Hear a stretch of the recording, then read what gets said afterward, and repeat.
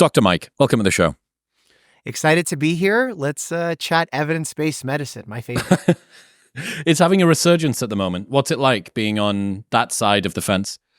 Well, I feel like I was one of the early adopters doing this on social media because when I was coming about during my residency training, it was mostly people doing it on television and doing it quite poorly, might I add, in terms of confusing people or selling some miracle cures.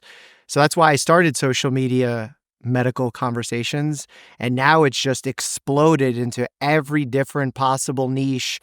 Whatever you want to find online, there's a confirmation bias waiting for you. Well, that's the problem. This multiplicity and the democratization of access to health information sounds great in principle, but in practice, what it feels like to a muggle like me or everybody that's listening is just confusion and an abundance of conflicting messages. Yeah, I think it's encouraged all of us to develop healthier skepticism, which I feel like before the age of social media, we might have been lacking. But now with the rise of AI, people don't right away see a video and assume it's real. In fact, they're more likely to say, is this real? Where is this from? Can I see the original video? Can I see the sources and the description of where the evidence is coming from? That stuff gets me excited. One of the problems with that is when skepticism runs too far. And That's when cynicism, even my friend. credentialed experts, no, they're part of big, insert your favorite evil organization of choice, big ag, big pharma, big food, big earbuds, big whatever. Yep. I think in that regard, there's negativity if you want to find it everywhere. It's about understanding where that negativity lies and how it impacts people's messaging.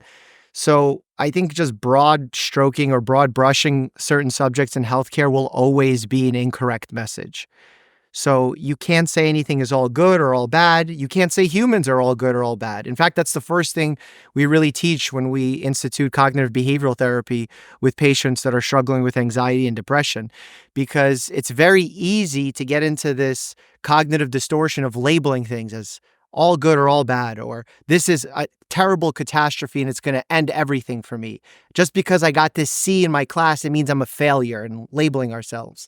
When in reality, if we just have a little bit of a pause, go back and think a little bit rationally with less of our emotional mind, we can go a lot further. And that's not easier. That's a lot easier said than done. That's why we need the help of some mental health specialists from time to time. Are you trained in CBT? Not professionally or not officially, I would say, but I was trained by a family medicine institution that put a huge emphasis on mental health. We have a behavioral specialist in our faculty that consistently trained us, that brought in different psychologists and psychiatrists to conferences that would actually interview patients at these conferences to teach us how to be better in our interviewing techniques. They would watch our patient interactions, our encounters, and give us feedback on how to be better. So because of that, I have a much greater interest and understanding of how, I guess, primary care CBT works. And for me, what that means is a general introduction to CBT, a general introduction of why anxiety happens, how we can fight back against it from an evidence-based perspective. And unfortunately, many of my colleagues don't go that far and have to rely on specialists. And these days, with our American healthcare system, the disaster that it is, it's near impossible to find someone in a reasonable amount of time. Give me the overview of what you've learned about anxiety, treating it through CBT, what the evidence says, what it doesn't say. Yeah, recently we've seen the evidence show that the best quality treatments that exist for anxiety and depression, and when we say anxiety and depression, we're really quoting from DSM-5. This is generalized anxiety disorder or major depressive disorder. The highest level of evidence goes for a combination of mental health therapy, which means usually cognitive behavioral therapy or some other avenues, plus medications, which are usually SSRIs, but there's a whole range of medications that can work for individuals. Now, if you have a mild case of these conditions, which we use validated scoring systems and conversations with our patients to figure out, we don't have to institute both simultaneously. it really needs to be tailored to the specific patient you're working with. So there's some patients that their case is so mild that we can just institute bibliotherapy and talking with me as a primary care physician. Bibliotherapy being reading some information, a book on the subject, doing some handouts from that book that is written by a psychologist on the topic. And then the next level of that would be working directly with a therapist, getting someone on board to see them week in and week out. And then medications as another option as well if their case is that significant. What's the book that you prescribe?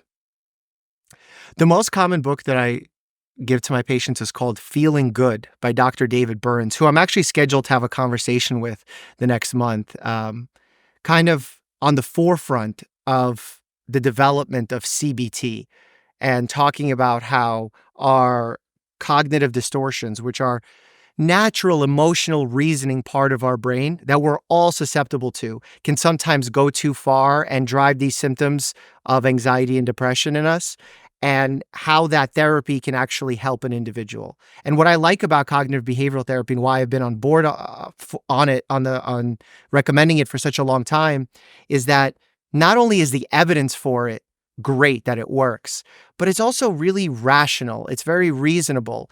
A lot of people think when we say therapy, there's some kind of woo-woo involved in it. And I say woo-woo in quotes because it's not really woo-woo. It's just a very practical way of thinking. And it doesn't mean that therapy is not going to make you feel. It's not going to remove all anxiety or all depressive symptoms. The goal of it is to recapture some control so that when you do feel anxiety, it doesn't take you to that really dark place. That when you do feel depressed, you don't go to that dark place. And it's really a way of giving you back that layer of control. Are there some CBT strategies or techniques that you find yourself relying on the most? I'm sure that there's times when a video goes up and the comments begin to light up and, oh God, here we go again. There has to be something that you rely on for yourself. Yeah, this is, I guess, less of a CBT principle, but something that I force myself to do when I get into dark times is our brains are wired for negativity. There's great books on the subject called literally The Power of Bad or The Power of Negativity. And that's assumed to be the reason why we've survived so long, because we were constantly worried about the risks and threats around us. And now we live in a safer place in comparison to 1,000 years ago. And therefore, those anxieties are still present, but a lot of times they're overblown. And when you have a mind that's not moving, meaning that you're not doing much, you're not surrounded by stimulus, you will experience more anxiety than the person who is busy doing something or that is facing a true threat. And what I have to remind myself quite often is the positive things that happen. I'm not great at celebrating my wins, and that's something I've been striving to change for a long time. And it's not easy to change, but it's important to have some techniques ready if those symptoms or, situations arise where you do feel down. It feels like there's an adult ADHD diagnosis happening every day on celebrity Instagram. Have you noticed an uptick among your patients too, or is this just famous people? I think that there is a pretty fair uptick in it, whether that's recognition of the condition and more people being aware of it, whether that's patients coming in requesting treatment specifically for said condition and doctor goes along with it without truly doing a diagnosis, whether that's a doctor giving someone ADHD medication in order to help them from a performance enhancement standpoint, which does happen. Hard to say what percentages those things fall under, but there's definitely been an increase in the diagnosis, at least, of ADHD. And the treatment for those who struggle with ADHD is amazing. Because if you're truly struggling with hyperactivity, with attention deficit, you can't maintain good social relationships. You can't focus while you drive. You can't do well on tests. You can't get a good education. These are things that actually contribute to not just a shorter life, but a life that is less quality, meaning that you have true mental health issues that arise as a result of the undertreatment of ADHD. So the fact that we're treating people who are truly suffering with it is amazing, and we need more of that. What does a person on the absolute extreme end of ADHD look like? I think most of the people I've my business partner in my productivity drink, James, had an adult ADHD diagnosis, but I'm going to guess that it'll be mild. It'll be enough to be classified, but I'm going to guess it's mild. What does someone at the absolute extreme end of that look like? Someone who can't sit and concentrate for more than seconds at a time, constantly having to shift their attention because they're unable to control it. And really, it's that lack of control that we'll probably come back to throughout this conversation, where people struggle with ADHD who have a severe case of it. And what's interesting about ADHD, it's not going to be just noticeable to the person. It'll be noticeable to their coworkers. If they're a student, it'll be noticeable to their teachers. They'll get in trouble more. They'd be labeled as a troublemaker in their class. Their parents would know about it. So a lot of times when we're doing these investigations, especially in adolescence, we give papers that allow us to do a scoring system for the patient, but also for those around them to get a better view of how they're interacting with their outside world. What's going on in the brain that causes that to happen? Overactivity. The exact specifics, we'd probably have to get a neuroscientist on board and give you those details. The difference between myself, as what I like to call an expert of family medicine, is that the advice that I give and my understanding of conditions is on a practical basis. How it impacts my patients, how we can help not just the individual patient in my room, but also the population of all my patients, of all people who are undergoing treatments or preventions.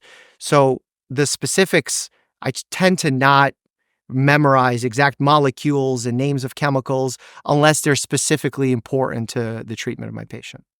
I've never heard family medicine before I came to America. What do you mean when you talk about that? It's your GP. It's your equivalent Right. of Okay. your GP in the UK. Okay. The only difference is I believe that we also do obstetric care, and I'm not sure that in the UK that is something that is What's done that? under a GP's guidance. Obstetric care What's for that? pregnancy, Oh, okay. gynecology as well. I don't know if that's done by your GP. Yeah, maybe that is a specialist. There's Yeah. pregnant women screaming into their AirPods at the moment. Okay, just going back to the ADHD, have you got any idea what's driving this? Because it seems there's always kind of a nod toward, well, increasing smartphone use and, technology and TikTok and shortening attention spans. But I don't know whether overusing your smartphone can induce ADHD. That seems like a very specific diagnosis, or whether it creates symptoms that are similar. Have you thought about how you sort of split all of this apart? It's very difficult to tease apart. One of the major questions that I ask my patients that are concerned about the diagnosis is whether or not their symptoms are present during all aspects of their day. So if they have trouble concentrating while in class, but then when they're hanging out with friends or even hanging out at a library or hanging out with their parents, they don't have those symptoms, that signals to me that maybe this is something else going on, that they might not enjoy their time in the classroom, that they might be craving the dopamine rush that they get from their cell phones, especially in the way that those things are programmed. There probably is something to be said about the epigenetics of it all.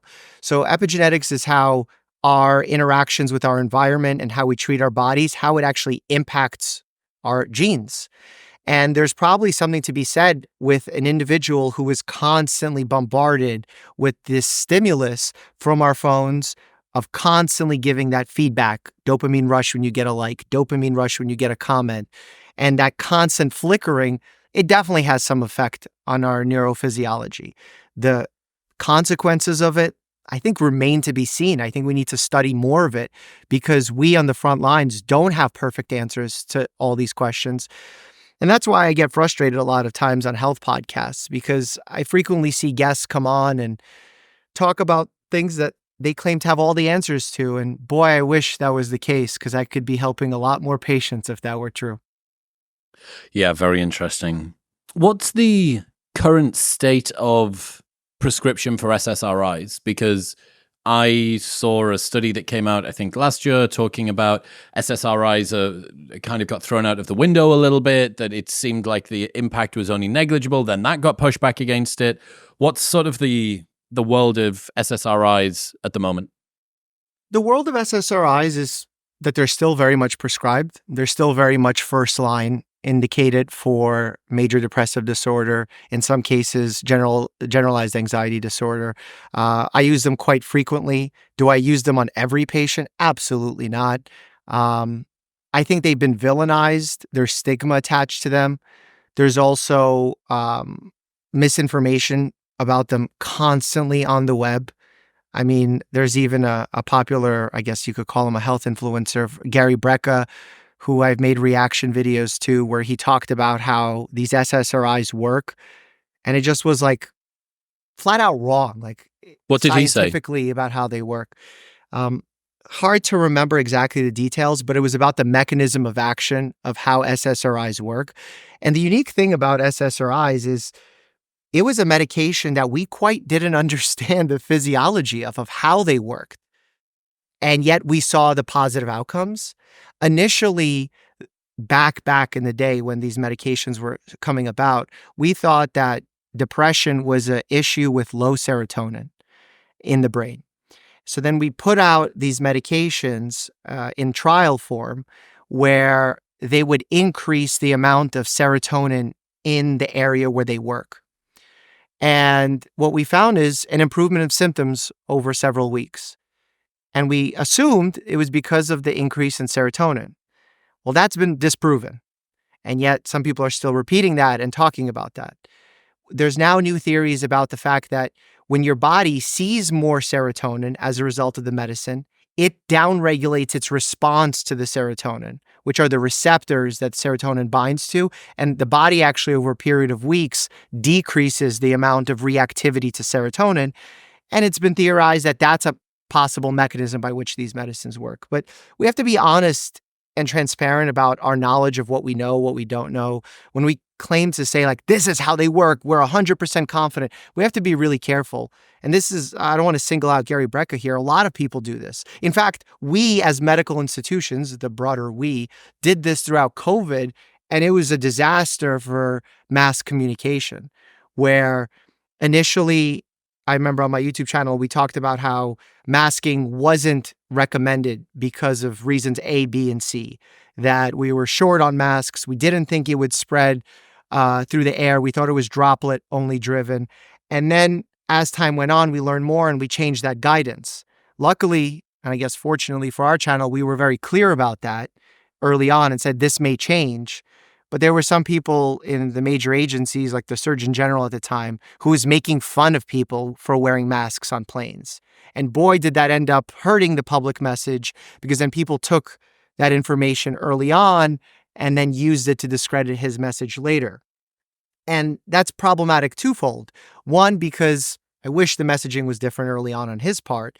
But on the bad actors front, they're acting as if science doesn't change, as if we don't learn new things every day and adapt our recommendations.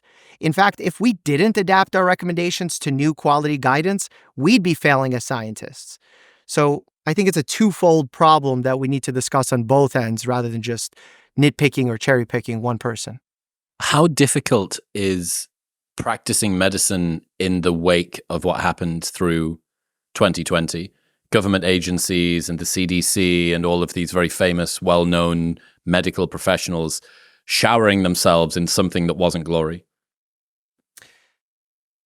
It's never easy practicing medicine, period, because medicine is science, but it's also an art. So you have to, at the same time, understand what's happening in a disease process, in the treatment process, but also understand how your patient is experiencing it, how they're understanding the words that you're giving to them, the options that you're giving to them, their financial situation of whether or not they can access those treatments. And that's hard at the outset. But then throw on top of it a trash healthcare system that favors profits and private equity over patients. The mess that we had with COVID and the errors of mass communication, the rise of misinformation through algorithms and social media trends. Now our jobs have become exponentially harder. And I ultimately want my patients to have the best experience and to get the best treatment for them. But that starts with a good line of communication. And I feel like on our YouTube channel, that's what I've strived to do from day one, to make sure that anything that I'm saying comes from a sound financial backing. And then from there, if we make a mistake or if knowledge changes, we admit it openly and honestly so that people know that they're getting the real deal. And unfortunately, that's not always the case on social media. So that's why we're kind of out there debunking and doing what we do on our programs. When you said that it's a trash healthcare system that prioritizes profits over patients, as someone who still, I've only been in the US for 2 years, many people might not understand how the US healthcare system works and goes wrong. What is there to know about that? We have a hybrid system, meaning that there are some people who get government-funded insurance if they're over a certain age, if they fall below a certain poverty level, they get covered. And if they have certain disease states, they get covered. Then there's people who get insurance through their employer. Then there's people who buy individual plans and just get coverage for themselves. And this hybrid system is incredibly messy. And I don't yet know if there exists a country that is as big and diverse as the United States that has gotten healthcare right, because I hear complaints from Canada, I hear complaints from the UK, all the issues with the NHS that's going on. So I don't yet know who has it all figured out, but definitely the direction that we're going towards is more problematic. And I'll explain why. You're a sharp individual, you're a business person, you understand how companies work. Their sole goal, especially if they're on the stock exchange, is to not just have a profit, but to grow said profit. And the way that this works these days, especially when starting a business, we frequently hear, oh, this person made an exit of 10 mil, 100 mil, 1 bill, and we all envy those individuals. Well, what we're not seeing is the back end of that problem, where an exit means that they're exiting to a larger company that is buying that information, that data, that process of however they generate income, and then they're trying to streamline it as much as possible by maximizing profits and getting rid of waste. In some instances, amazing. I love getting my product shipped to me faster. I love being able to access certain things quicker. There's some avenues where this is great, like the on-demand car sharing option is amazing. Then there's some instances, like healthcare, where it becomes a disaster. Because, for example, in the United States, we get outraged when we find out police officers have a quota of how many tickets they have to write. We go on the news and we say, oh, it's not right. They're just giving tickets just to give tickets because of quotas. No. The real problem is doctors have quotas of how many patients they have to see in order to get paid. What? How many times have I had a patient that was scheduled for 15 minutes that comes in with a stomach ache, and then I find out their loved one just died, that they got a recent diagnosis of brain cancer? I'm not walking out of that room in 15 minutes. You have to be a human as much as a doctor. And when you see how often those things happen in an exam room, you understand that putting a quota on healthcare is just flawed from the start. And the sad part is private equity doesn't care. It's whoever's going to drive those growth and profits, that's who they're going to pick. And that's why the things that private equity has jumped into the most when it comes to healthcare are things that are scalable. Telemedicine, urgent cares. There's one popping up on every corner. And young people think, oh, urgent care, it's awesome. I can go get treated quickly because it's quicker than seeing my primary care doctor where there's a wait. In some instances, true. In some instances, relying on urgent care as your form of primary care is not good long term. You're not establishing a relationship. You're not, the doctor doesn't know you well to help give them the best advice for what works for your body, for your mind, the best way to explain a treatment to you, to calm your nerves when you're going through a stressful time. Long-term continuity of care is better than just Band-Aid, Band-Aid, Band-Aid, Band-Aid. And unfortunately, the young people of our country, the millennials, the Gen Zers, have largely relied on urgent care to get their treatments, to get their primary care. And that's no bueno, Chris. It's led to a lot of disruption in our healthcare system. And I can't even blame them, because if you call a good primary care doctor and you ask to be seen same day, that's like you get laughed at by a receptionist. And when you're sick, that hurts even more. So I'm going to guess that young people in particular, this is impacted because medical insurance is expensive if you have to pay for it yourself. Maybe you don't have a job that is offering healthcare cover. But also, you're so young that you think you're made of rubber and magic, and I'm not going to get sick in any case. And it happens so infrequently that it doesn't really matter. So it's kind of playing a reverse lottery that I'm not going to bother putting the money in. Once every 500 days, when something goes awry, off to urgent care I go. Yeah, and what's interesting about healthcare is we much prefer to do things on a proactive or elective basis rather than a respondent emergent basis. So, for example, if I have a patient that I can schedule for a hernia surgery ahead of time, so I can do a surgical clearance for them. I can make sure that they're medically optimized to make sure their blood pressure is under good control, their sugars are under good control. They're going to have better outcomes during that surgery. As the opposite end of that example, waiting for that hernia to become incarcerated, where the intestines are literally being choked out and you have to go for emergent surgery, the risks exponentially go up. So we want to plan for things as opposed to react to things happening.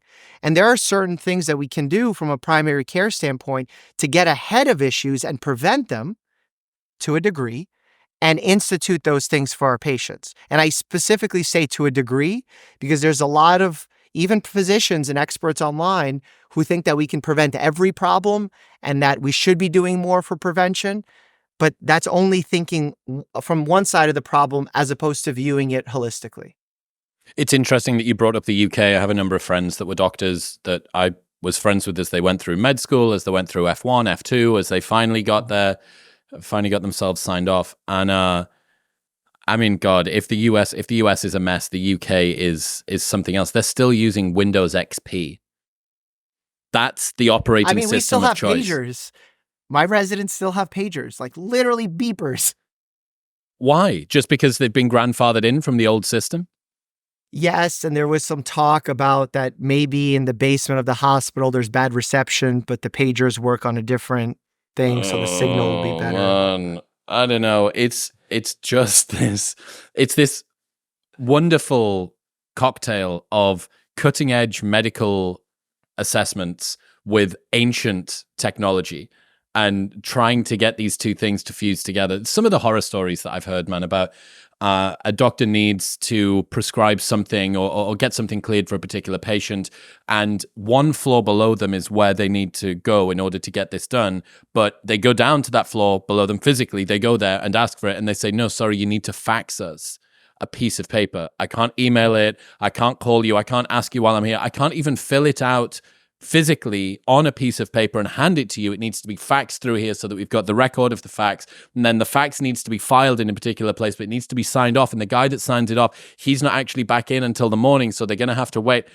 And you just think, here's another one, actually. So a good friend of mine has a fitness business online, and he wrote programs many, many years ago that were just evergreen, and they're still selling away in the background, but they were super cheap, PDFs for £12, something like that. I think that while he was doing F1, his first year out of med school in the UK, I think he was on about £11.50 an hour.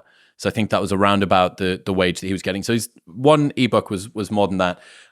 A particular patient had been struggling passing solids for a while and needed to be, I think, is it called decompacted? Mm-hmm. Yeah, so needed to disimpacted. Sorry, decompacted. Close enough. Disimpacted, which is put a gauntlet on, get in there and pull out what hasn't come out of the back passage of the patient. So sure enough, at 3 a.m, Yusuf rang the specialist. He said, look, is this something that do you need to come in? He says, I'm not coming in for that. You can do it yourself. So on goes the gauntlet, a couple of pairs of gloves.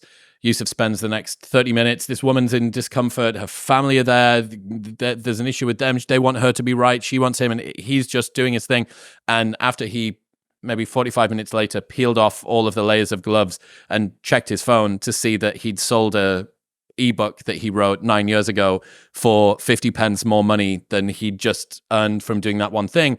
And the attraction for working in that kind of an environment, it doesn't surprise me that the NHS is struggling with talent and that they're losing people and that nurses and doctors are going on strike. And then I don't also completely understand why patients are thinking, hang on, the people that look after our health are striking. That feels like they're playing roulette with our well-being. That doesn't seem fair either. And yeah, it's not good. It's not good. I think you're right in saying that nowhere's got it right yet. It's between a rock and a hard place where healthcare providers find themselves in because they want to do the right thing by their patients. And I understand your example because it's so clear of the patient needing that disimpaction, and yet your buddy was earning more money by selling the book. That's not even the biggest concern for doctors or nurses. That is actually the part we have a problem with least. Like, it sounds to the average person like, oh, disimpacting someone that's below us, or it's not. We want to help patients. Do you know what is the most destructive thing? When we actually want to help the patient for 11 pounds an hour and we can't because we're forced to see so many patients so certain institutions make more money. Or we want to give the patient a medicine, but it's not covered by their insurance, so we can't help them. Or after working a full day where we stay late in order to be able to disimpact and help all our patients and get paid not the greatest salary, we still have paperwork to do to prove that we did all of these things on ancient systems that require dozens of clicks to get even the simplest thing done. And that is disheartening way more than it is about not being properly reimbursed for disimpaction. Because that strikes at the soul of why we're doing what we do. Disimpacting a patient is what we signed up for. Sitting and writing charts for hours at a time after actually helping our patients, and then getting one administrator to make sure that the billing is done and that the billing, like all the fax stuff that you talked about, that is the prime example of why doctors are burning out and nurses are burning out at historic rates. Because it's like doctors used to run hospitals and be in charge and on the leadership C-suite teams. And now doctors have become laborers. And the people that are in charge are these financial folks who are thinking about the profits more than anything. And I think that's ultimately a bad thing for patients more than anybody. Talk to me about the rise of estheticians and cosmetic procedures. I mean, I see it happening. I've seen that happening all the time. That's not a new phenomenon. I just think that probably social media, Zoom, has fueled people's self-criticism of what they look like. And there's probably been a spike as a result of seeing themselves on camera more often. These days, I saw some surveys where like half of Gen Z feel like they're creators or influencers. And when that happens, people want to look a certain way. They want to have more control over the way they look. And it's not necessarily a bad thing. The issue comes up when it's people who are not licensed to do it, who are not well trained to do it, who are not adequately giving people information about side effects of certain treatments. Like, who am I to tell someone what's right for them? Nobody. It's not my job. I should never act paternalistic to a patient unless they have some cognitive issue or someone's hurting them, like a child, and they can't speak up for themselves, or elder abuse, some rare situation. But in general, my job as a physician is to give the best quality of information that I have in a given moment about a treatment, about a topic, so that the patient can decide for themselves. And what happens when someone who's unlicensed or untrained does a procedure, that person may not realize what they're signing up for. And that happens quite often. I see issues with medical tourism where people, to save some money, go to other countries to get treatment where there's less supervision and things are cheaper, sometimes because of less bureaucracy, like all that paperwork you discussed. And that could be good, but it also could be bad because there's less oversight in what's going on. And I've seen some pretty horrible infections and complications that happen as a result of that. What are the most dangerous esthetician cosmetic procedures that you're seeing people have more of at the moment? I think BBL is a procedure that people have gotten excited about. I don't necessarily see a lot of the consequences of it, but I've covered it enough from a research standpoint for content online where I've seen that a risk of a fatty embolism, where you actually get a piece of fat lodged in an artery that then travels to a different part of your body and it creates a blockage, happens like 1 in 3,000 cases. And that's 1 in 3,000 healthy people. If you're going for an emergent surgery because you're having a life-threatening condition, 1 in 3,000 to save your life is good odds. But when you're healthy and you could potentially get this life-threatening condition and lose your life, that's absolutely terrible. So I just hope people understand the risks of what they're signing up for and not just getting excited by what they see on social media. Where are you practicing? Family medicine clinic at a community health center in New Jersey. New Jersey, right? Okay, I was going to say you may see more of them if you were in Miami. Miami seems to be the hotbed for BBLs. What is it about that procedure? People have had boob jobs for the rest of time. I thought a BBL was just a boob job for your ass. What is it about the implants? Okay.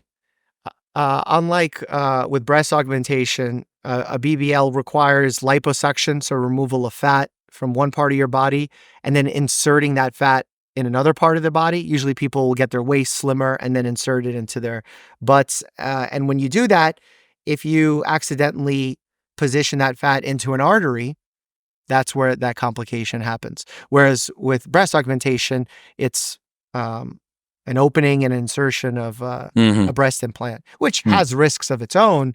But, with this specific condition, I feel like the fatty embolism isn't discussed as often as it should be. Is that in order to get I know that you don't do BBLs on the side, or at least I don't think that you do BBL. Night flying to Miami to go and do BBLs. I'm going to guess that they have to sort of put the needle in at multiple locations, or else you would just have one huge deposit of fat, which wouldn't make for a particularly round-shaped ass. Now, again, walking through the streets of Miami, I've seen what can only be described as a bag of cats inside of a set of leggings. That sort of, it's like this. It sort of looks like paws being pushed out. So my point being, there are gradations to the quality of a BBL that you can get in any case. But in order to try and create that round shape, you're going in. And I'm going to guess that that's what you're getting at. There is blood flow through the glutes. And then as you're going in, if you strike an artery and then you put fat into it, very not good. Yeah. The exact pathophysiology of how it happens, I'm not super familiar with, but the fact that it does happen. And again, a lot of people, especially in Miami, I'm familiar with anecdotal cases of people traveling to South America to get these things done. And I've actually seen some pretty ridiculous things, people getting injected with certain solutions. And I believe that there was a case, if I'm not mistaken, in the news of someone getting almost like concrete injected into their buttocks. And it's unfortunate that people are taken advantage of because sometimes they just don't know. Yeah. And usually it's people who struggle financially that get taken advantage of the most. So yeah, I mean, the cosmetics thing is not my expertise, but it's just unfortunate where it's another area on social media where people get misguided and they have wishes and expectations. So I hope to enlighten them about the risks of what they're going for. Have you looked at this leg lengthening surgery trend that's happening at the moment? Yeah, absolutely. I have. I've seen it, and I'm surprised that people are willing to go through that level of recovery and physical therapy and immobility for a period of time. And immobility on its own has pretty significant risks of having blood clots and such. So yeah, pretty surprising the lengths that people will go to. No pun intended, lengths. Have you seen any of these patients in real life? Have you ever seen anyone that's had this done? Mm-mm. Yeah, me neither. I've never met anybody that's had it done. It's crazy though to think, what guys are prepared to go through in order to gain a few inches in height. Yeah, again, as long as they're of sound mind and they're making the decision based on knowing all the risks, that's their choice. Like some people will look at me and say, you're a doctor and you box professionally. What's wrong with you? Don't you know about head injuries? I do know, and I've signed up for it and I understand the risks. I look at someone like, what's his name? Alex, who solo climbs. Yep. And I'm like, oh my God, you're doing that without safety equipment? Cool. he knows the risks way better than I do. That's not up to me. So What should we know about posture? That's something else I've seen talked about an awful lot on the internet recently. posture's become a buzzword for certain people online where they say you need to keep this specific posture, you need to do this specific exercise, and it's rarely ever that cut and dry in healthcare, let alone when it comes to posture. The probably most correct statement is that there is no such thing as a perfect posture because Chris, if I was sitting here and I was sitting with what people refer to as perfect posture, chest out, shoulders back, down, like neck back, if I hold that position locked in for the entirety of our interview, that's going to cause me pain. So really perfect posture is about having a healthy balance of being able to sit up straight like this without overly fatiguing your body, taking some time to lean back, to maneuver my legs below the camera in certain ways, and actually not holding a specific posture for too long.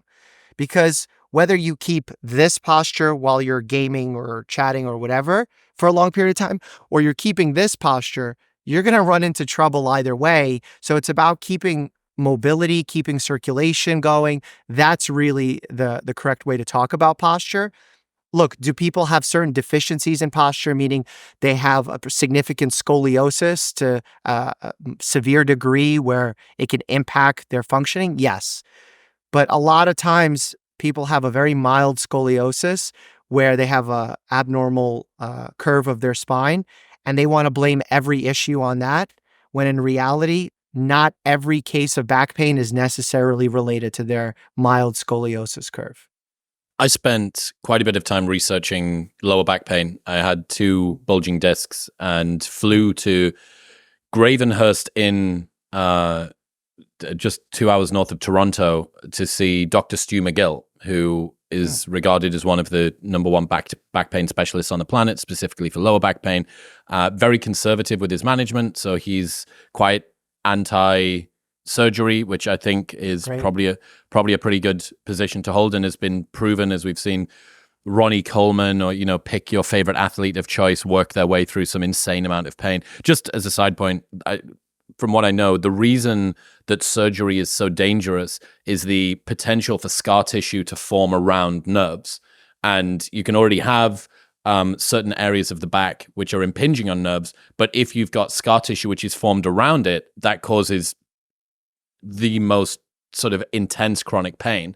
And really interestingly, Matthew Hussey, he's a dating coach guy, he had chronic pain in a headache, and he explained it to me that chronic pain is one of the few types of physical maladies that you don't adapt to. So everyone's heard the same story of you win the lottery or you lose a leg in a car crash. Within the space of about 2 years, your happiness set point has come back to something approximating where you were before. Hooray, we're very robust. Or boo, we're robust against winning the lottery. That sucks. But chronic pain is a permanent reminder of the fact that you have this thing which is wrong with you. It is always ticking away. It's always going. It's always firing.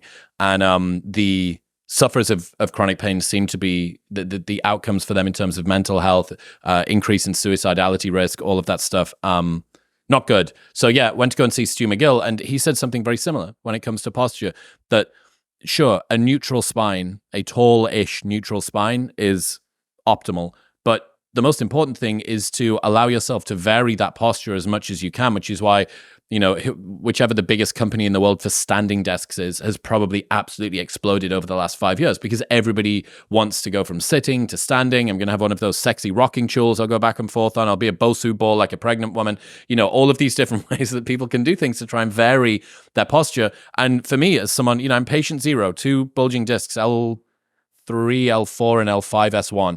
And I have managed to get myself to a place now where I can sit for a 10-hour plane journey and be absolutely fine. I can go on a tour where I'm stood upright still for a while listening to some tour guide talk. And most of that was not putting myself into positions that irritated my spine, not going unnecessarily into flexion or extension, shearing forces. So that kind of position you get into when you're in a good morning, or you're doing a bent over row where your spine is perpendicular to the ground and the force is going through it like that, for me was very, very painful. So finding out what hurts for you, not doing it, and giving your back enough time to recover, and then just thinking about building a relatively good posture for the most part and varying it. I went from a lot of back pain 5 or 6 years ago to now I don't notice it. I have zero back pain day to day. Yeah, that's an amazing result. And I'm glad you were able to avoid surgery, because a lot of my patients, unfortunately, either get talked into it or think that they absolutely need it for their pain. And as you said, those who struggle with chronic pain, it's a devastating condition for them, mental health wise. And the unique thing about pain is that there's a lot of things that impact pain that we don't realize. So there actually is this like pain cycle that we go through of where we can actually condition ourselves to feel pain more often. And sometimes, back in the day, we would talk about it as someone malingering, so pretending to have pain in order to get some kind of outcome. But there's actually much more evidence now talking about it from a mental health standpoint, where you turn up your sensitivity to pain because you expect it. And when you expect it and guard against it, you're actually like almost, when you're trying to hear something a little better, you concentrate just a little bit more. The volume of that sound doesn't change, but you perceive it a little better. So we can actually train ourselves out of expecting pain, therefore decreasing the volume of that stimulus. And on top of it, our emotional state greatly contributes to the volume of how we experience pain. So a lot of times I get into this situation with my patients where they come in for a physical malady, back pain, neck pain, elbow pain, and we might do a workup, we might not, we might just get enough information off the history and physical exam where we end up talking about how their mental health is impacting their perception of the pain. And some people get understandably angry and say, "Are you just saying this is in my head?" And that's absolutely not what I'm saying. The answer is that if you're having true pain, it will feel worse if you're in an unhealthy mental state. Because if you have a torn hamstring, whether or not you're at work or at a party, it will still be a torn hamstring. But if you have a mild injury there that hurts only when you're at work, but you forget about it when you're hanging out with friends and you're able to do whatever you want when you're relaxed, that signals to me that it's not an anatomical issue per se that's the problem. It's the perception problem of it. And there's many instances where mental health therapy, focusing on how they're feeling, what's going on in their social relationships, is a treatment for physical pain. And that's a very unique field of evidence that I've kind of had a lukewarm reception to on social media. I can understand why. Again, speaking as someone who has had a pretty serious injury that absolutely was contributed to, is that psychosomatic? Is that that word works? It could be a form of psychosomatic, yeah. Okay, well, my mindset definitely contributed to how much pain I was in, whatever that means. And, I began to identify with the label of being someone who had a bad back. Oh, I have a bad back. I have back pain. And then you begin to avoid doing movements that put yourself in pain. That's guarding. Yes, that's probably not too bad, especially if it's close to the actual incident, especially for a lower back. Yeah, exactly. But after a while, you actually realize that this has become part of your identity. And, you go into do CrossFit class and you look on the whiteboard and you realize it's got hip hinging in it. And you say, oh, no, I can't. I have back pain. As if, this is your family name or something, or the country that you're from. I have back pain, which is fine. You can say, look, I'm going to adapt this thing, but trying not to identify with it. And I understand completely why people would feel attacked and upset if their doctor was to say to them, you and your mindset are making the thing that you're feeling worse, because they're going to say, hey, fuck you. I didn't choose to have this. This pain is real. You can't tell that it's real. You're disregarding the fact that and I go through this all the time, and you spiral out. And I can see why that would be the case. But I also know that as I gave myself more proof in the real world, i.e. allowing back pain to dissipate, allowing myself to not be in so much discomfort, and then realizing, well, maybe it's not quite as bad as I first thought, and just one tiny little micro step away from. And now if someone says, hey, what's your back like? works pretty well. I try not to squat because that's probably a bit of a high risk movement for me, but I don't identify myself as someone who has back pain or is a bad back. And yeah, that's difficult. That must be a hard thing to try and deliver delicately to a person who's in pain. Yeah, it's tough. You have to be very present and very focused on the visit, and you're not getting it done in that 15-minute time frame that we're often allotted. What you did for yourself is essentially exposure therapy, and there's certain conditions where exposure therapy works quite well, where we gradually work you up into reducing, let's say, social anxiety or phobias, and we gradually expose you to a level of stimulus where you're comfortable, and we continually challenge you a little bit. But we don't challenge you so far. It has to be an acceptable level of challenge. So much in the same way, it's fun to shoot three-pointers. You miss sometimes, you make it sometimes, but no one's standing on the other court, full court away, lobbing shots the whole time. That's not fun because the level of challenge is just way too high.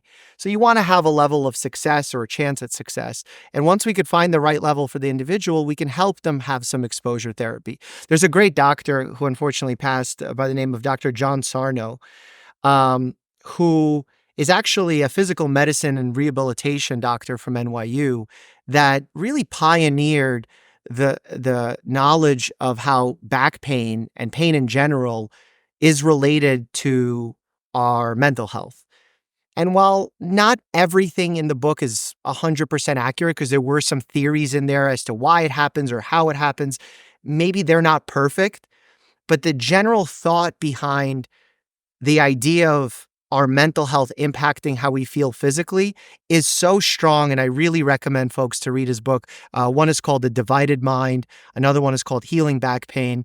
Really great reads. I recommend them to patients so often. And the number one thing that patients say when they come in for their follow-up visit is, I read the first chapter and that was me. And I started thinking about how that could be happening, and right away my pain went down a certain level of threshold. That's amazing. If I could do that without medications, that's such a win. And some people might say, oh, well, that's placebo. Oh man, if I'm getting placebo off reading a few pages of a book, I'll take that placebo all day. Yeah. Well, what do you when we're talking about pain which is enhanced by your mindset, what is that? That's the exact inverse of what you've just said. Okay, so if we've accepted that some people's pain can be made worse by their mindset, but you're not going to accept that someone's pain could be made better, that's somehow less valid? No. Exactly. So like when someone, you mentioned that patient that would feel discounted or unheard or like they're making it up in their mind, how we go about talking to them, it's actually in an optimistic way, not antagonistic, where we'd say, hey, what I'm saying is your mindset is contributing to it and your current mental health state could be contributing to it.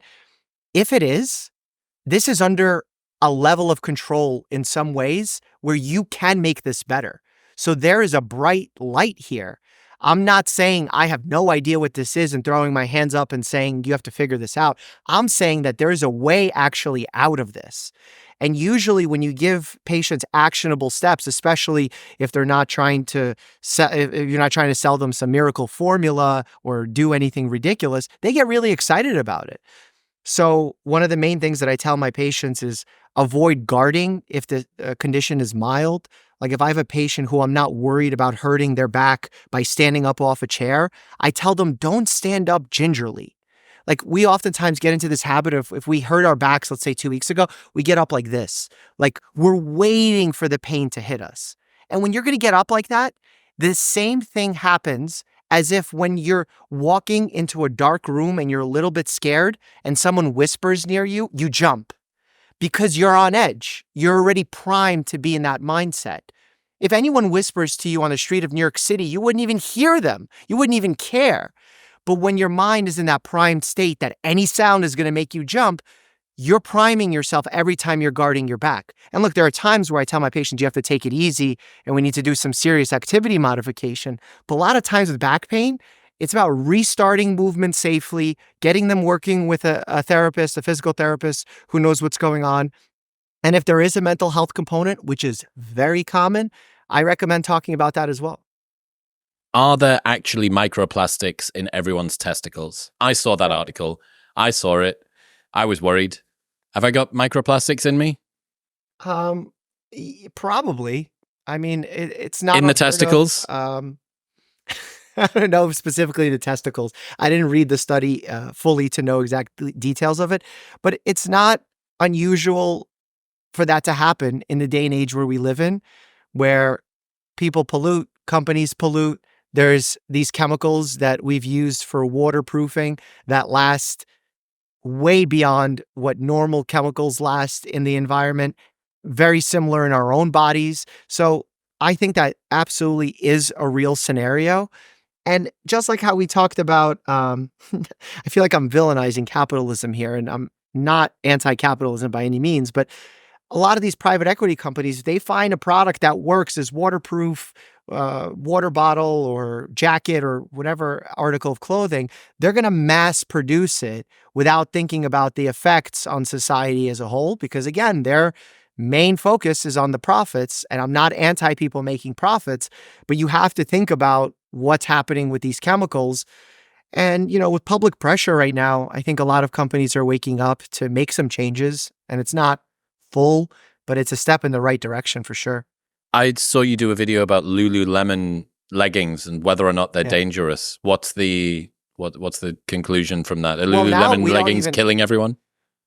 That would be funny. No, there was a pretty common claim that I saw that there's this chemical PFAS that exists in Lululemon leggings as well as other athletic wear companies, and whether or not that's harmful for us. And then as I researched that video, I realized how pervasive the use of PFAs are in our lives, that the reality is, even if you're a minimalist, you still have exposure because of food containers, because of the trash that people get rid of and how it transfers to wastewater and how it's present in our oceans. So hiding it from it is not easy. There are some consumer things you can do to check if your products do contain these chemicals. But now, luckily, Lululemon, we reached out to them for comment. They said they're no longer using those chemicals in their products, probably from social pressure. Just the fact that people are up in arms about it. How interesting. I had Dr. Shanna Swan on the show. She wrote the book Countdown, which was about sperm rate decline over the last few decades. Really interesting, bunch of interesting things from her. First one being that I would have thought that we would have had tons more data about testosterone levels than about sperm levels. Not true. Apparently sperm counts have been tracked for much longer, which kind of makes sense, I guess.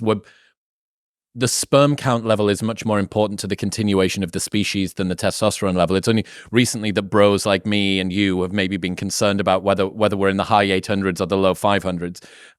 So that was the first thing. Second thing being, to your point about avoiding and the difficulty in avoiding microplastics, that you can get farmer's market, raw milk, glass bottle from the farmer. Farmer's going to hand it to you and you think, oh, fuck you, plastics. You can't get me. My testicles are sweet and pure. What you don't realize is that what they used to pump the cow was a tube attached to the udder, warm milk, and it's heat plus these plastics that are really, really not good because they seem to be able to sort of liberate some of these molecules from the binding. Going through these plastic tubings. What's in the plastic tubings?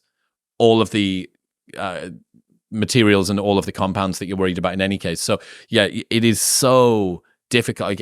What's it packed in? What was it collected in? What's it been transported in? What's the heat that it's been in throughout all of this time? What's the lid on the top of that bottle made of? And what's the heat? It is unbelievable. So my friend George, who I'm traveling with, this is not, for the people listening at home, I didn't realize we're an hour and a bit in, this is not my normal studio. I'm currently in Lake Norman in North Carolina.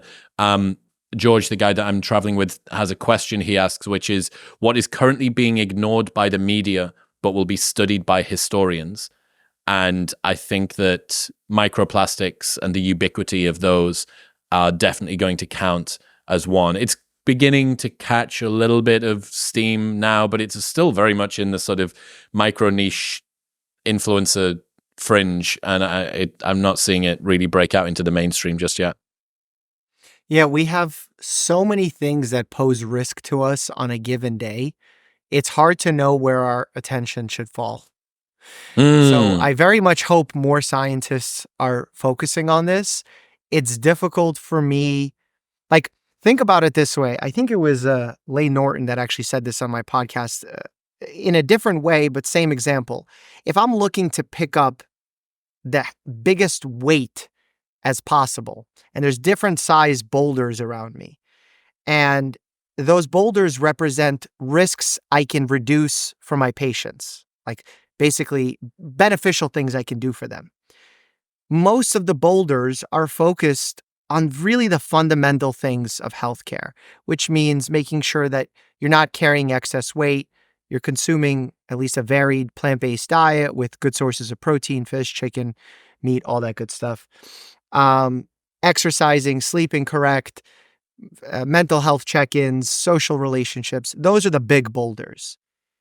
And then the plastic, while it could be a big threat down the line, I don't know if I have the capacity to tackle microplastics right now, unless we get more information in the next. Think about how many 50 testicles you'd need to be around if you were going to tackle the microplastics. Well, I don't You'd remember be how much that study swimming is actually in present. swimming in testicles. But That's no, also why I approach medicine the way that I do, in saying that there's so much we don't know. Like, there's so much we don't understand. Our grasp of subjects is so novice level.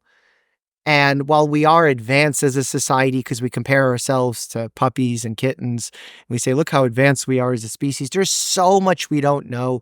So that when someone comes on and acts very confident that they have the key to everything, I think that's great for their work. I don't think that's necessarily great for the average person. Speaking of that, you mentioned before some of the independent influences in the health space. What is your perspective on the ascendancy of health podcasts and health influencers? It's kind of been a mixed bag. There's some people who are bringing really great information to the forefront, who are discussing nuanced, complex topics. There's individuals who fall and have this little middle ground of talking about that, but then also straying into weird, non-science, evidence-based areas. And then you have people full on that are just in it for viewership, maximization of profits. And look, like, more power to you, but my job is to give people accurate info. And if you're going to be one misleading them, I'm going to be out there trying my best to correct it. Who are the people that you like the best? Who do you think, or who do you follow? Who do you recommend to your patients? You know, he's doing less content these days, but I really liked Zubin Damania, known as Z-Dog. He was doing some really great content, especially surrounding moral injury, as he called it, of like burnout when it comes to being fed up with our current healthcare system and it needing to change. I thought that was fantastic. I also really like people who make content on social media that not necessarily is a podcast focused, but long form content, like Mama Dr. Jones. She does some great obstetric and gynecology content. I actually have a series where I try and include evidence-based doctors of answering like one specific question or talking about their experiences in healthcare from different specialties. And I think it's cool to have a variety of that. So I applaud those who stay true to the evidence and don't sell out, as people often say. Where did Zubin go? He was on fire during COVID. I mean, before COVID, he was doing social media before I was. I remember meeting him when I had my little viral moment of popularity 10 years ago in a hotel room, and we did like a live stream that went out on Facebook. That's how long ago it was. And yeah, I don't know. I check in with him every now and then. I need to. Yeah, he did really, really good stuff.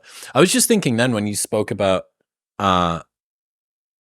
the obstetrics and gynecology, that there is an entire world of healthcare that guys are just absolutely blind to. Like the entire sort of perimenopause. Healthcare is blind to. How so? When we did our preliminary research for a lot of the conditions that are common in society, we studied males. We excluded women from our research. So like when we say the classic signs of a heart attack is an elephant sitting on your chest, pressure, etc., that's a white male's definition of what it feels like to have a heart attack. Is it And different if that's you're a why black male? it's certainly different if you're a woman. And what ends up happening as a result is women come into the emergency room with slightly different symptoms. They describe it differently. They do it more in a narrative style description of what happened. And because older doctors especially weren't trained in that, heart attacks are missed. People lose their lives. And we need to do more of that when it comes to healthcare. Even you mentioned for a black person, the fact that our dermatology books, like the older dermatology books, have only skin conditions on light-colored skin, which is a problem because not all my patients have light-colored skin. And conditions present differently in those individuals. And as a result, I'm not as good as a doctor if I'm not trained in that environment. We need to do a better job in researching these subjects because what ends up happening is we, without proper education, won't be as good in treating our patients. That's the bottom line. What about scented candles? How dangerous are they? Fire risk if left unattended, for sure. Mm-hmm, mm-hmm. Burning many of them in an enclosed environment, also not a great idea. But interestingly enough, as I was researching that, what I found is burning the candle itself does not release as much harmful chemicals as the initial lighting of the candle and the put out of the candle. Why? Have you got any So- idea why? It's because of the combustion or something. Someone's going to fact check me and say that I'm doing it wrong, but it's basically if you don't have complete combustion, you create more soot. Oh, And interesting. as a result, it's an incomplete combustion that causes this Wow. unique chemical reaction. Dude, so people can go back and look at this. My first ever studio, which was my old bedroom in Newcastle upon Tyne, I'd got into a Yankee Candle, a little bit of a Yankee Candle phase. I liked the smell of them. I thought they were nice. I had a good rotation going. One of the things I hadn't What was your counted. go-to scent? I think shamefully, I think I loved this sort of spiced apple thing that was only a Christmas release. And I kind of lived Christmas all year round. They had a something cotton one, which was quite nice. But anyway, the soot that collected on the ceiling made my low ceiling bedroom look like it was covered in mold. And I got absolutely flamed, appropriately, on the internet for months and months and months. So badly that I had to pay for decorators to come round to repaint the ceiling just because of how badly I was having the piss taken out of me so much that I couldn't bear to do it anymore. And so I had my entire bedroom ceiling repainted in an attempt to get away from that, which is good. But no, people can go back and look at that. So that's real. I see that. And there is a bit of me that thought, as I looked at the ceiling, if that's what it's doing to the paint, it's got to be doing something to my precious boy lungs. And yeah, I don't know. Austin, my current home base, is kind of one of the ground zeros for a lot of forward-thinking concerns about health and microplastics and fluoride in your tap water and whatever you've got that's coming out of your shower head, and we can dechlorinate the water by using. And one of the things that's been next on the chopping block was candles. So it was inevitable, I think, that they were going to come for Yankee Candles eventually, but I was out ahead of it. I'd already quit my addiction a while ago. Yeah, I mean, I think it falls into that boulder rock situation. I think it's still a pebble in the grand scheme of things. And I also think that if you're chasing perfection when it comes to health, you're actually doing your health a disservice, because chasing perfection in health is not just an illusion that's impossible. It's a toxic illusion because it comes along with anxiety, stress, constant worry that you're not doing enough. And as a result, you end up harming your health more than helping. Yeah. Speaking of the big rocks, the debate around obesity is surprisingly contested for something that seemed to be a bit of a slam dunk for what it does to people's health. What are your what do you think is going to be the future of obesity, given that we're maybe just about to turn a corner with GLP-1s and the ability for most people to choose to be the weight that they want to be? It's very interesting. I'm not sure how this will play out because these medications are not just beneficial from a health standpoint, they're also beneficial to our healthcare system.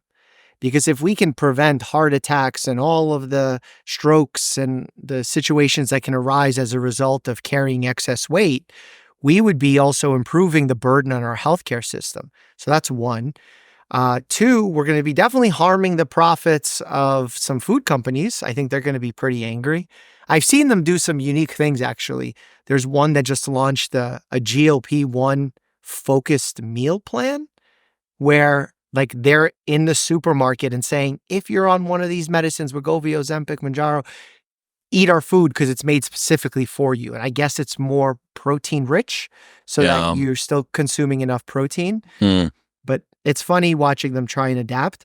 But at the same time, I'm also wondering how society will react when there is always on hand an option that may take some of the required willpower out of the equation.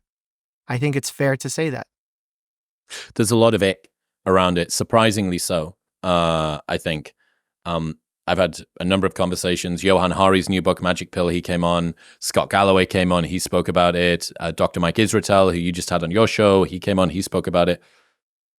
The internet really, especially maybe my corner of the internet, the personal development, bro, high agency, sovereign individual thing, very concerned about it. And I'm cautiously optimistic, but it seems to me, based on all of the smart people that I know who would not typically fall for, he says, as he recommends something that's about to destroy the entire world, would not typically fall for something that wasn't robust and that they hadn't done the research on. They are basically saying that this is going to be as big of a revolution as the smartphone was, but for healthcare, that, you know, we've been promised, and I understand why fen and all of these previous iterations of drugs that had wild, crazy side effects, super toxic or dangerous, or, you know, had long-term risks. I understand why people are not too confident about this one, but it does seem like a difference in kind, not just a difference in degree. And flight companies, the airlines predicting lower fuel costs because of a lighter populace to transport around. Confectionery companies trying to drill their margins because they're expecting to do less sales volume. The hip and knee replacement companies expecting to do lower sales volume. And the most interesting one, jewelers, because they've had to spend money. People's fingers have got fatter, so they've had to spend money to get their wedding rings changed and increased in size. So there's going to be an initial increase boon to get the jewelry changed again. And then after that, a little bit of a nosedive because there will be less gold that will be need to fit ever thinner fingers. I have a question for you. I had a world-renowned food expert on. It's not a published interview yet. Marion Nessel. She's a PhD professor. She asked me a question that I want to pass on to you and see what you think. Is there any industry that will make money on us as a society losing weight? And I couldn't think of one. So if you do, I'm going to be impressed. Certainly some niches within the food and drink industry will, because you now have a new gastrointestinal environment. So high density, low volume. I think if you can make protein. But if those companies are making those foods, they're not going to be selling as much of the foods, period. So agreed. Their prices. Agreed. If you have, I'm thinking more disruptive, you know, a single small startup or a number of small startups that get to come in and disrupt Mars or whatever, and they make something which is. Let's make it more industry focused as opposed to company. Yeah. it's really going to be hard. The only other thing I could think of would maybe be companies that make sportswear stuff, because sportswear is a kind of clothing. I'm aware that I'm like niching down again, so I'm breaking a rule. But sportswear is a kind of clothing that people who are more in shape tend to wear. And yeah, they're going to make. Oh, did they do that thing? Is it more expensive to buy bigger people clothes? They probably flattened the price, right? That would be a huge social campaign. If the 3XL was twice the price of the small, that's definitely going to be like fat tax accusations thrown around. I don't know. I think it's really hard to think of one. Sports stuff, like, is there a world where people go to gyms less because they're lower weight and they're not worried about their weight? But what are they doing? Here's a question. What are people doing with their time? Where does their time go if they lose weight? If they lose more weight, what is it that they're doing which is different? Yeah, I don't know. And I'd love to see something better than my anecdotal answer on it, because, I have patients on the medication, but that's not representative of the entire population. What have you seen? What have the results been and the responses, good and bad? Largely people lose weight. Their numbers improve from a cholesterol standpoint. Their sugar control improves. They're happier, less musculoskeletal issues.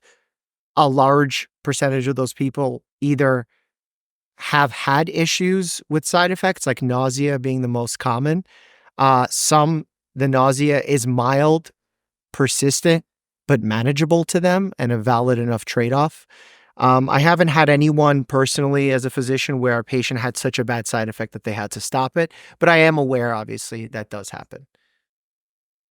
It's fascinating, man. This is the most, I think, interesting development that we're going to see over the next few years. I agree. And I think it's largely representative of how society has been reacting as of late. And a lot of people who are smarter than me come on my show and point out that when I'm concerned about a new problem, they're like, Dr. Mike, there's always been new problems. There was horse manure problems, and now we have cars, and then there was pollution problems, and now we have electric cars, and we constantly are problem solving.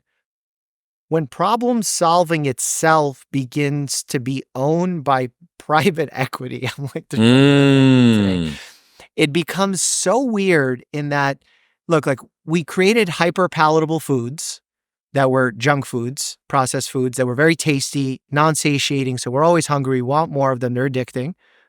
That was largely driven by private equity. Then we created a medicine to solve the obesity epidemic. Is there a world where these private equity companies are creating apps that are making us hyper addicted and shortening our attention spans, where now more people are requiring to take ADHD medicine? Maybe. So are we now seeing private equity in telling people, well, look, if you really want to take care of your health, you really got to get your testosterone up. And if you want your testosterone up, you got to look like this person, look at the muscle, you can maintain their erections, whatever. And you need to have this level. So let me give you some testosterone. Now they're selling you testosterone. So, like, how many times is private equity going to create a problem and then sell you the solution? That is a very good point. Yeah, It's like starting a fire in someone's house and then offering to put it out for a fee. Yeah, and charging them for the water. Yeah. I don't know, man. I'll be very interested to see what happens over the next few months with GLP-1s. I think that it's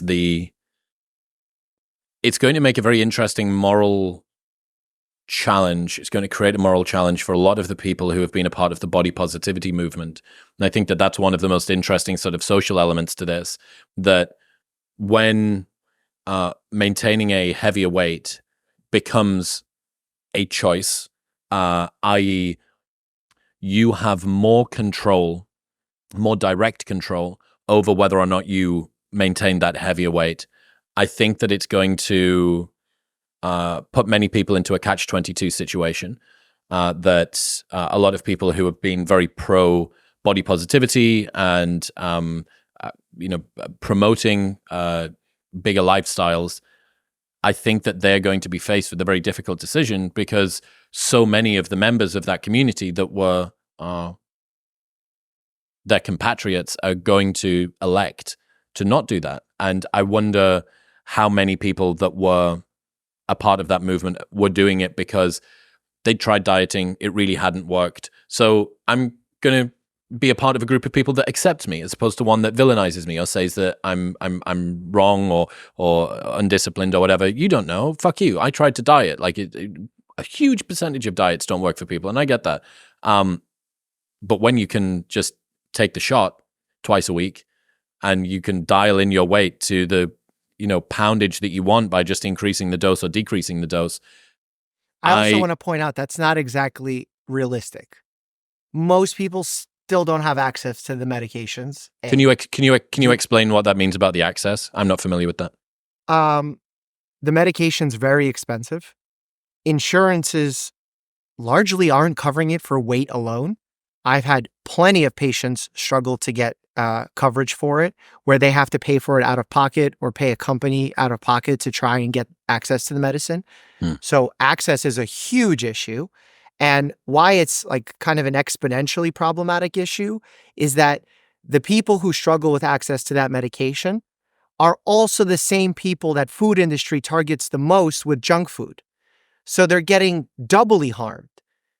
And it creates this cruel irony where if you take a king from the 1400s who was overweight because they had access to unlimited food while their populace was starving, they come in now and they must think everyone is rich, when in reality, it's the people who are struggling with finances that are being targeted with crap foods, that live in food deserts where they don't have access to good quality fruits and vegetables. Our government is disastrous in that they put out, let's say, an accurate recommendation of like, hey, you should eat mostly fruits, vegetables, plant-focused foods with some lean sources of protein.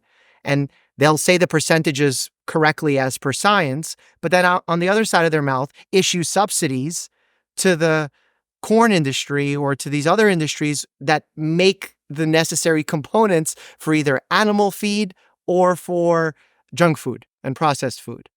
So these people who are struggling with finances are getting hit on so many angles in ways that is visible and invisible. It's very, very problematic. And then the second thing is the idea of dialing in weight with these medications. Okay, the medicines are good. They're not that good. Like I have patients that have taken the medicines, have lost significant weight, but to say that I can get them to their goal weight so easily to the exact weight number, we're not there yet. I'd spoken to some of the smart friends that were evangelists for this new category of drugs. One of them's on tirzepatide, and I can't remember what the next generation one is after that. So the first one, semaglutide, tirzepatide, which has fixed the glucose problem. I think there was a glucose issue with one of them, glucose regulation, and then there's another one. And that was the terminology that he'd used. So I may be speaking out of turn. Maybe it's something that the future generations of these drugs will allow you to do more carefully. Yeah, they probably will. Yeah, they probably will. I just want to point out that the reality where people live these days, because what happens is that's how stigma forms, right? People hear on the news that these medicines are largely available. People can choose their own weight. And that becomes commonly said over and over and repeated.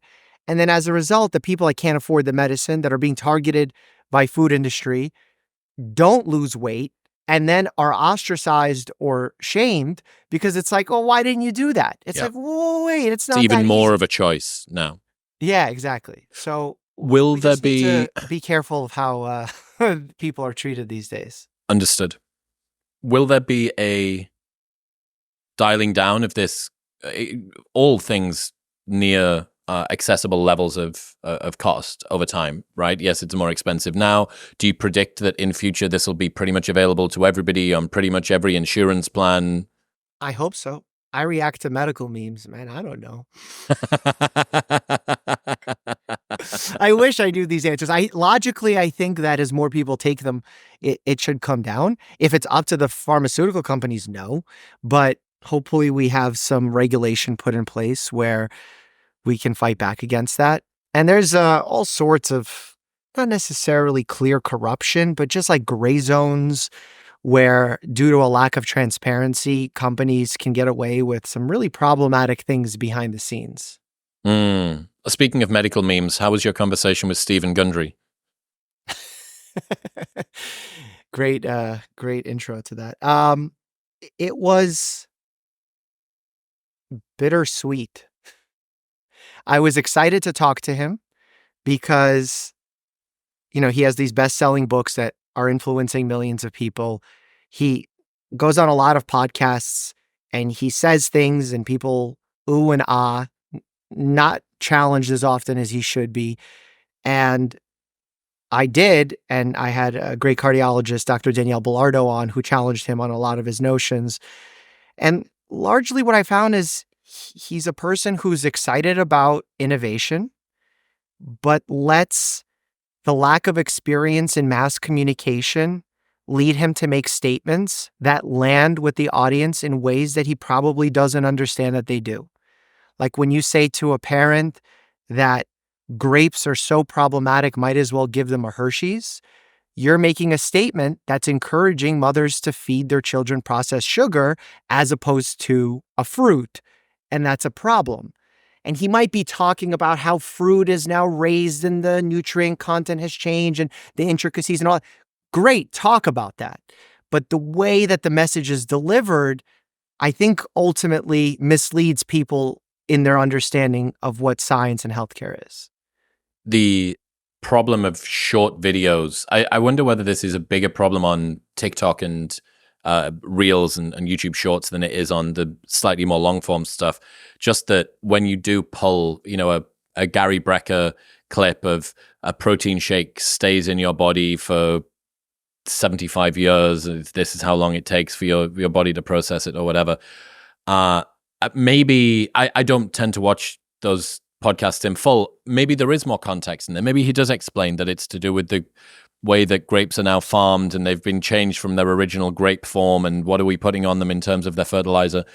But certainly when you see it on TikTok, which is obviously disproportionately affecting a much younger generation. But then you also see the same thing happening. How long has it been these crazy adverts on Facebook that are impacting our parents' generation? And, they're seeing like just wild boomer misinformation get deployed through Facebook. So yeah, it's medical misinformation at the moment it feels like it's picking up. It feels like you've got a big harvest to get stuck into. Yeah. And look, you're saying that maybe you're doing actually a very psychologically healthy thing right now where you're exhibiting charitable thinking. And I like to do that as well, where you're saying that, well, maybe Dr. Gundry in the long form of the information gives the context to that statement. Now, that's partially true. He does give context and explain some things. But then when presented with the fact that people are misunderstanding it, he will not walk the statement back and correct himself and say, "Oh, I can see how one have misinterpreted that. I should give more context." Folks, if you're taking it that way, don't. But he does it. And that's where I really, really need to push back heavily. Yeah, that's not cool. Come on, Stephen, play the game. He's not alone in that. Again, this isn't a single person problem. It's more of a problem of our day and age of social media. And it's not just short form. There's a ton of misinformation on long form podcasts all day long. Yeah, I think, certainly for me, someone that's been in and around the health and fitness and wellness space for a very long time, I quite liked the corner that we seem to have turned maybe about 3 years ago, just out the back end of COVID, where I think especially Andrew Huberman is sort of a spearhead of that. I'm aware some studies have got dodgy p-values and they've got low-end numbers and so on and so forth. But what you had to me was someone who made the biohacking community, kind of the old school biohacking community, look quite silly, look very experimental, look very kind of unevidence-based. And you had someone who was coming in and, the first, 2 seasons or so, 2 years that Andrew did his show, it was like basics, sleep, nutrition, training, caffeine, nicotine, concerns for menstrual health and fertility and stuff like that. Like, all right, yeah, these are big boulders, right? And then I wonder how much of the sort of wake behind that popularity of content has opened the door for people who are just prepared to kind of say whatever sounds sexy, something that seems to be really cool. This is like the demonization of individual foods. And, the answer is boring to this, which is most things don't have a sexy answer. Most of the solutions that you're looking for require a moderate amount of willpower and discipline. Your environment design counts for an awful lot. You have a genetic predisposition, which people don't really want to talk about all that much, but the people that do want to talk about it too much, also they're kind of overselling you on something too, which is a victimhood narrative as opposed to the kind of self-made man narrative. But who's listening to that? That's not a good 60-second reel. Go fuck Hold yourself. on, Chris. A lot of people listen to my podcast, and that's exactly what we do. I think over the last 20 episodes, we averaged almost 1 million views just on YouTube alone. Good man. That is that's true. The thing. I want to prove to people, and why I started the YouTube channel, is that you can make science nuance sexy without overselling it. Yeah, with that hairstyle, damn right you can. Statement. With that jawline and that beard, damn right. Look, everyone uses their own gifts to certain ways, and I make my silly, corny humor. I remember Men's Health did a top 10 medical influencer list. I think actually Huberman was number 1 on that list. And they gave some people a page, and then some people they gave a byline to. And to us, they gave us a byline, and they said, the OG medical influencer, Dr. Mike, can get corny at times. I love it because instead of taking medical information and corrupting it, I get corny. That's how I get views. Are those the spectrum goes from corruption to corniness? Yeah, well, it's like Batman. How long do you live as the hero before you become seen as the villain or whatnot? So I see an individual like Huberman, and controversy and all that aside, with personal life, I don't think that's up to me to talk about.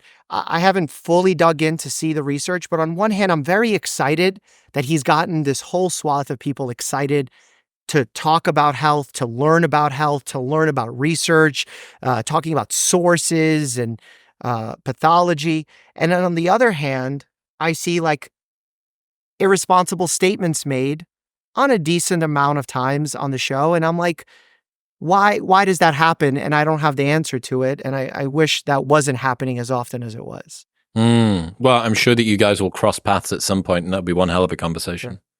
Damn right. Yeah, absolutely. The invitation is open, and I'm very excited to have that conversation because I think people will benefit from it. I don't think this is an ego thing. At least it's not for me. I never planned to be popular on social media. I didn't want to do it by giving up anything. I still practice medicine, and I don't say it often, but I practice for free 3 days a week, 2 to 3 days a week in my hospital because I love what I do. I work at a community health center. Could I go quit and not work and just make a great living on social media? Yes. Could I get a concierge practice where I charge 6 figures a year for me to be some celebrity doctor? Yes. But that's not why I started this. The reason I started this is to help people who struggle with their health, who have real problems, like how I grew up as an immigrant, the things that I was facing as problems. That's what I ultimately set out to do. And even when I had my viral moment of popularity, there was times where selling out was so easy. I was in debt as a med student. I was in debt as a resident, making the $10 an hour, as you mentioned earlier, working 80 to 90 hours a week.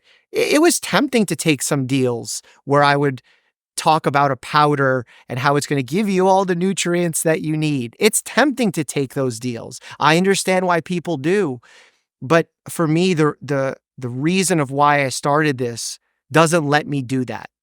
And I hope more people can look at what I've done and do it better and say, oh my God, I don't need to sell out and do all these things to be financially well off. There's a responsible way to do this.